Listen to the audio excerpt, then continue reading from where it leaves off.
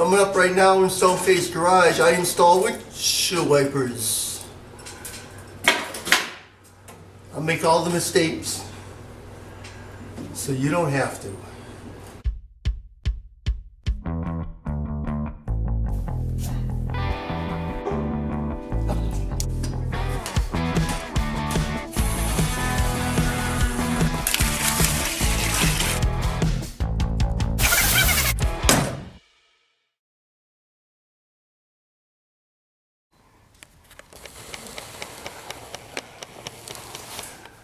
Okay, so here's the components that you get in the kit.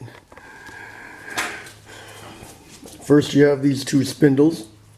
They've got a knurled knob on the end. The kit actually gives you two different sizes of knurled knob. And there's a gear in here, which is turned by this cable.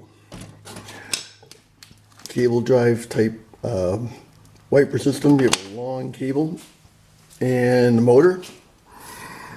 The way this motor works is there's a drive wheel here with various holes that are different distances from the center, and then you have the connecting rod that goes to the cable, and as this turns it just drives that back and forth, and you can adjust the throw of the cable by changing where you put the which hole you put these in. You also get in the kit, I think it's 6 of these, each one's a foot long, of aluminum tubes that the cable will ride in, and they're threaded on, well, some are threaded on 2 ends, some are threaded on 1 end, and they give you some tube nuts to connect those. And that's about it. You get the wiring harness, and a really cheap switch, which I probably won't be using anyway. You do not get the wiper arms. You have to find those yourself. And you don't get any little bezels like this. These are some I had left over from my old Chevy truck. I'm looking at using them, but I probably don't think I'm going to need them. But that is what you get in the kit. Alright, we're inside the car now, so as far as mounting these, first thing is take the dash out. I had cut that out previously. Now for me, the way the firewall and the dash works, I don't have a lot of room in the center, and I don't have any room on the other side of the cowl at the firewall. So I will be mounting these on the outboard side of each side, and they'll be flopping back and forth towards the middle. So I'll set the camera down and I'll kind of show you what I'm thinking there. So the first thing I did is I found the center line of the windshield, and then I cut that in half too, so I have equal quarters. And roughly speaking, this windshield wiper is going to be about 16 inches or so high. So it can come down here, it'll just cross the center line, and it'll come over here and be just inside the A-pillar, so I can get a full, close to 180 sweep. Probably will be more like 165, 170 by the time I'm done. What I want to do, because you have to mount the cable in the tubes, I'm going to have a pair of these tubes between the two pivots. So I'm just going to put these together real quick. And the way this sits in here is, you can see there's a groove in here. So you put this in here, and there's a groove here. What you're supposed to do is supposed to flare that end of that tube to hold that in there. So I'm going to flare 2 ends of these, and then I'm going to put that back up there. And I think it makes sense for me to put these about 2 full tube distances. If I hold that up to where my quarter lines are, I'm just a little bit in from that. So I think that'll work out really well, rather than having to piece together an extra small piece of tube. So I'm going to mock these together with the flares, and we'll put that back up there. We'll see how that looks.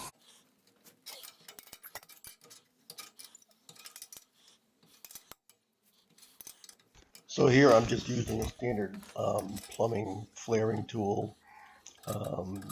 You're just doing a single flare here, not a double flare like you would like on a brake line. So I just jam it in the proper hole. I think I use a 3/8 hole. Here I flared a little bit too long, too deep, and you'll see in a second I made a crappy flare. It kind of cracked along the edge. I made a couple that way before I figured out not to stick it as deep into the flaring tool. But it's just enough to hold that in the slot there. So it's not like it's holding fluid or anything. Make sure there's no rough edges and it fits snugly. All right, so I'm gonna put it right up there about so. I lost a little bit of length with the flare. I'm just a little bit further inboard from where I was, but that looks really good. I've marked my distance back from the lip, so keep it on the flat part on the outside. So I'm going to drill a couple of pilot holes and then drill another hole through there.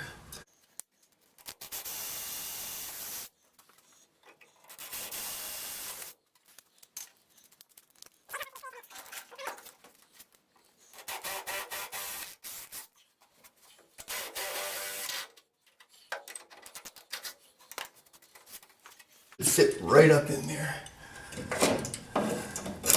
Yeah, just like that. Let me get the hardware and put it together. All right, so I got a couple of washers to put under here, so that's up against the bottom of the fiberglass. They don't give you those, but I think it's a good practice. Now, there's a nut on the bottom there. They also give you a spacer, about an inch long spacer, an O-ring, and another nut on the top. There's no directions with this, but I'm going to put the spacer, I'm going to put the O-ring down first. That's up against the body. Then the spacer, because you got to get the arm up away from the lip of the windshield and the weather stripping. And then the nut after that, so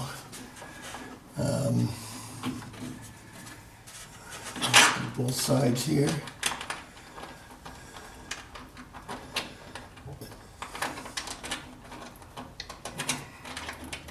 Get that on there. Now that I've got those on there, I can push that back where I want it. And I'll just snug up the washer and the nut from the bottom. I'm just going to finger tight this for now.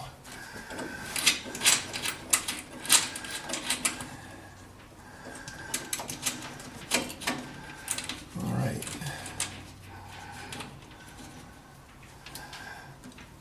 So there is the finished center assembly that these mounted neat where they're going to go. We'll move on to the next step, which is mounting the motor. So here's what this looks like. On the back of the motor, they give you a sort of a matching mounting plate with some slots in there. And there's a bit of a gap in between. So I guess in some cases you would be welding this to a firewall or a bracket or something. What I'm going to do is I like to mount it right over here. See, the cable comes in here. This way. The cable comes in here. I don't want to turn it at a 90-degree angle and kink that cable. So I'm going to put it over here so the cable comes in here nice and smoothly. I'm going to put about an angle like that. I think what I'll do is drill a couple of holes in the plate, lag that into the firewall, which is a fiberglass covered plywood, and then might have to put a little bit of washers in there to space that out. Then I'll be able to bolt this or attach this with the nuts that they give you right to the mounting plate, which will be sitting about over here. All right, so I got the plate mounted here with made a couple of spacers behind this. I have a little bit of a gap. And then the nuts on, focus please, you have the nuts on these studs here. So I'll just slide those in like that. And then I'll be able to put the other nuts on this side and tighten those up, and that'll be good to go. Next thing is to make a couple of tubes. I do have this crankshaft pulley here, and here's a heavy piece of old copper that I've bent to the shape that I need. So I'm going to try to bend this stuff over this crank pulley accordingly. Well, that looks about perfect. You see, I've already flared the end of this, and this snaps into the motor. So the flare that I made in the tubing goes right in here, snaps right in there.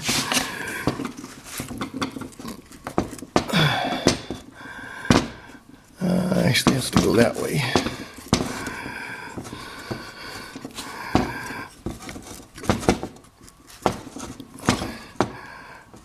I actually had to scrape out and clearance this, I don't know if it's nylon or Teflon rubbing block here in order to get this tubing in here. And then the cover plate goes on like this. Now, when I got this unit, this little slot here in the cover plate was at the back end at the wheel. I believe it's supposed to go here, because you can see the flare in there, which sticks a little proud of the cover, and that makes sure that that flare is captured in there and that tube won't come out. So I'm going to screw this back together and put that back in the car.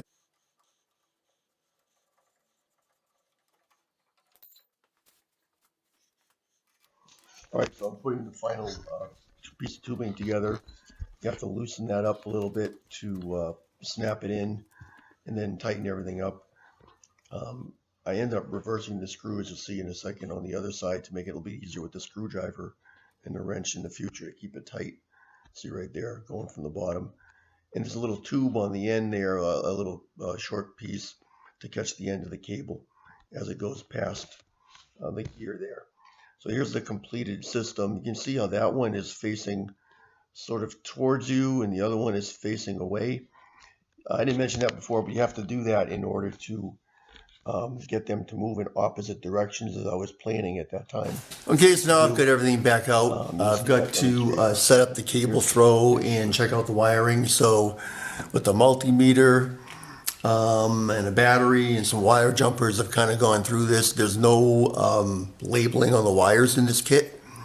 And there isn't a standard. There's a lot of different types of wiring, and this is a 4-wire system plus a ground. So you have a high speed, low speed, and a park. You can tell which are the high and low because they go directly into the motor. The red is going, oh, that's right, that's the green and yellow. The red is power into the motor, full-time power, because you need power for the park feature. And then the white wire is the park feature. And here on the switch they give you, just with the multimeter, by looking at continuity in the settings, you can kind of figure out what's what. So ground to the motor, power on. That's my low speed. That's my high speed. And then park. You can see you turn it off, it keeps going. And it reaches the same spot every time. So that is now, the motor is in park mode. And I can begin to set up where I want the throw for the wipers. Alright, so to set up the sweep of the cable, first I have to know a couple of things. I went and I measured how far the sweep of the arm I want on the windshield with this angle gauge, and I came up with about 110 degrees or so of swing from a parked position to full over, compensating for a different length of arm and blade. I don't have those yet, so I can always fine tune this, but I'm looking for about that much. So now the question is, how much cable travel back and forth do I need in order to get that degree of swing. Well, what I did is I put the cable into the swivel and I moved it back and forth, and I measured how much it was rotating, and I got about 18 degrees of rotation for every 1/4 inch of cable travel. So from 110, I need about 1.5 inches total cable travel. Here on the index wheel, remember, a stroke is going to be 2 radiuses from the hole to the center line. So I've measured each of the holes, and I found this third hole here is about 7/8 of an inch. So that'll give me about what I'm looking for. The other one is too short, the other one is too long. So if I put it on the third hole, as this wheel goes back and forth and the cable end the strokes on there, that should move the cable the right amount to get the rotation that I'm looking for. So I'm going to go ahead and assemble this.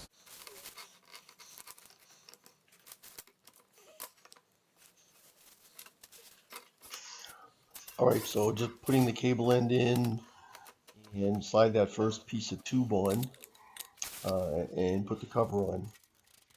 And then thread the cable in. You got to loosen everything up a little bit in there to try to put that back together.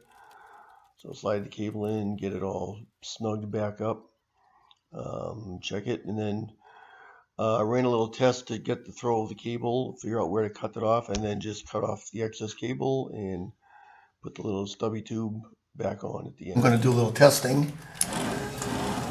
Here's my low speed, high speed.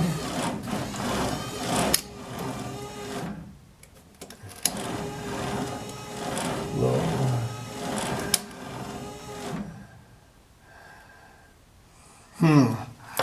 I noticed that when I go to park, it actually raises the arms up a little bit from the natural stroke as opposed to putting them down. Watch again. Low. See how the stroke is going down there? And then park. I think actually what I have to think about is, remember how I had to reverse this one and that one opposite directions so that they go this way? I think actually this one needs to be tube in front and this one tube in back. So I'm thinking I can switch the whole thing around and try that again. So I'll just go ahead and do that real quick. Well, I'm on to plan C right now, or D or E, whatever I'm at. I realized that I can actually make these both go the same direction now because these are pretty much in the middle of the two halves. So I did reverse this one and put that, so I have them going the same direction now. And they look pretty good. I have to open up the gearbox and increase the rotation a little bit more. I'll have to play with that after I get the actual real wiper arms in there. And I'll have to adjust the park function as well. All right, fellas, well, after a few sleepless nights, it finally dawned on me why this was never going to work the way I had it. If you recall, I'll just run this again. This was my park position.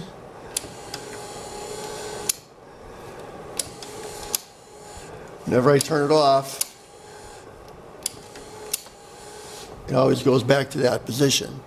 The problem is that position is part way through the stroke, so no matter where I am, up or down, it's going to want to keep going out or going in.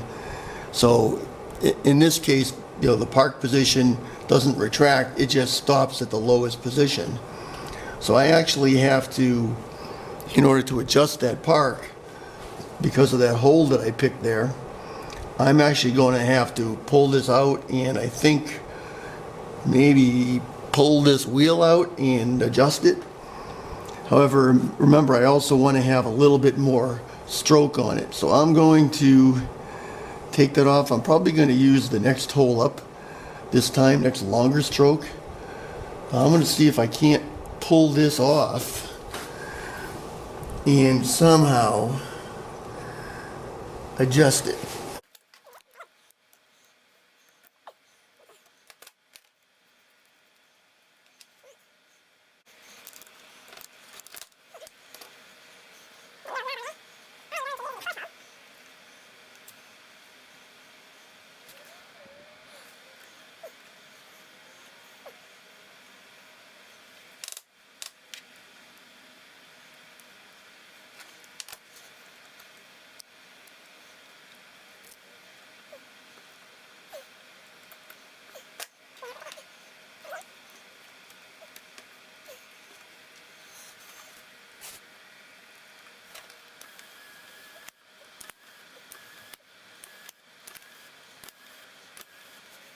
Okay, now I've remeasured the swing that I want on the windshield. I'm going to about 115 degrees.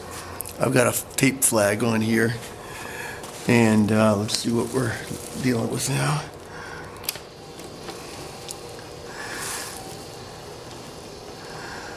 That looks right about right. And watch when I turn it off, right back to park. And turn it back on, and it comes right up from where it was. Problem solved. All right, so did we fix it? Let's see.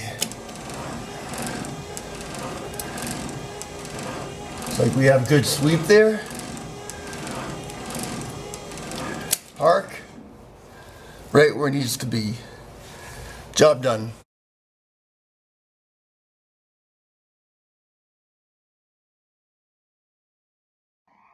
Well, when I dug out the box to take a picture to show you the part number, I found that, oh, you could download instructions. I never even noticed that in the top of the box. So this is what the instruction document actually looks like. You can get it on Speedway Motors as well, directly without going through the instruction now. But it's pretty thorough. It does give the wiring diagram. I think the color code was a little different, and the motor details inside look a little different. But it does give a pretty good description of the parking adjustment that I had to figure out on my own, and some of the other details, including the 8 different ways that you can install these, which I went through several already. So there it is. Appreciate you watching, and thanks for subscribing, and see you soon.